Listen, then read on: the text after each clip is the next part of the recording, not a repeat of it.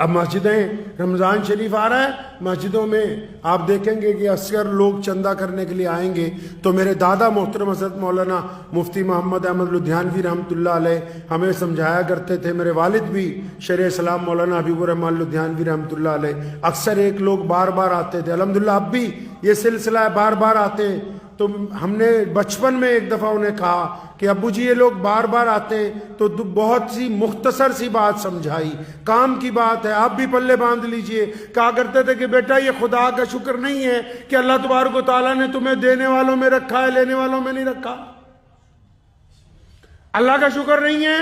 ہر بندہ اپنی جگہ بیٹھ کے سوچ لے، چاہے وہ چھوٹا کام کرتا ہے یا بڑا کام کرتا ہے، آپ کو اللہ نے دینے والوں میں رکھا ہے، لینے والوں میں۔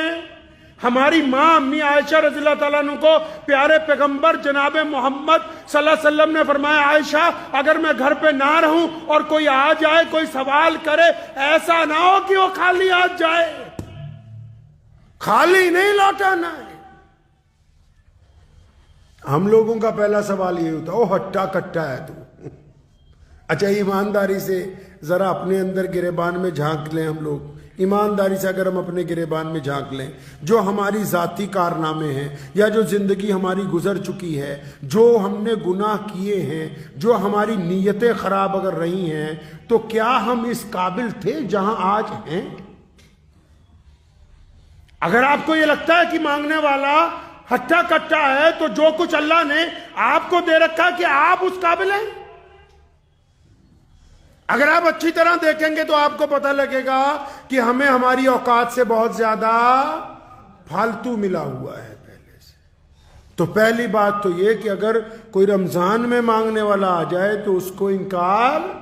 نہیں کرنا، غیر رمضان میں بھی آ جائے تو انکار نہیں کرنا، یہ رسول اللہ کی سنت ہے۔ دوسرا، پھر مسجدوں میں اب کون لوگ آئیں گے؟ اب مسجدوں میں رمضان کے دوران مدرسے والے آئیں گے، مسجدوں والے آئیں گے۔ اب ایک اور بات ذہن نشین کر لیجئے کہ اپنے لیے مانگنا پھر بھی کمال کی بات ہے، مدرسے کے لیے، مسجد کے لیے مانگنا اور بے عزتی برداشت کرنا اس سے زیادہ خطرناک بات ہے۔ یہ ہر بندے کے بس کی بات ہے نہیں کہ وہ رب کے گھر کے لیے بھی سوال کرے اور ان مدارس کے لیے بھی سوال کرے، اور پھر سامنے والا کوئی بھی ذمہ دار ہو وہ اس کے ساتھ بدتمیزی کرے، تو یہ نہایت شرم کی بات۔ کیونکہ جو سامنے آ رہا ہے کسی درسگاہ کے لیے، کسی مدرسے کے لیے، کسی مسجد کے لیے، وہ تو بڑی ہمت کے ساتھ، استقامت کے ساتھ، بڑی نیک نیتی کے ساتھ آپ تک پہنچ رہا ہے۔ آپ کی ذمہ داری بنتی ہے کہ جو سفیر آئیں تو ان کے ساتھ بدخلقی کے ساتھ بالکل بھی پیش نہ آئے، ان کا احترام کریں، ان کی بھی عزت کریں۔ ہو سکے تو جس مدرسے سے وہ آئیں، جس مسجد سے آئیں، ان کو بھی دیں، اور علیحدہ سے کچھ ان کو ویسے ہدیہ دیں کہ بھائی تم دین کی خدمت کر رہے ہو، یہ تمہارے لیے بڑی بات ہے۔ اب اس کے بیچ بیچ میں ایک مسئلہ اور یہ بھی ہے کہ بہت سارے لوگ جو ہیں وہ دین کے نام پر ڈاکہ ڈال رہے ہیں مسلمانوں کی جیبوں پر، ان کا کیا کریں؟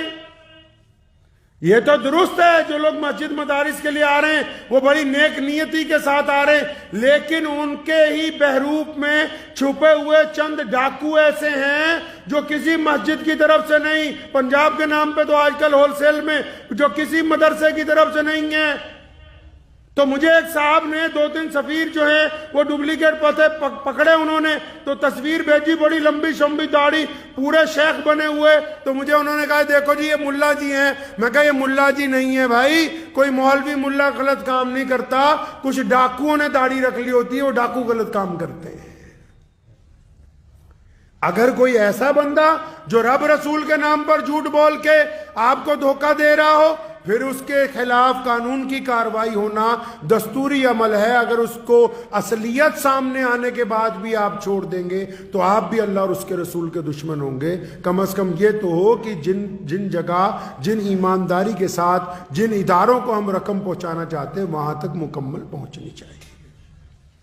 تو اس بات کو ذہن نشین کر لیجئے کہ چند غلط لوگوں کے چکر میں ساروں کی بے عزتی مت کرنے لگیے گا جب تک تصدیق نہ ہو، اور آج کل تو بہت آسان ہے، جو بھی کوئی آئے اس کو لو اپنے علاقے کے کسی بڑے مولوی کا لکھا نہیں ہے تو سیدھی ویڈیو کال کر کے بھائی اپنا مدرسہ مسجد دکھا دو، اللہ اللہ خیر صلی اللہ، 2 منٹ کا کام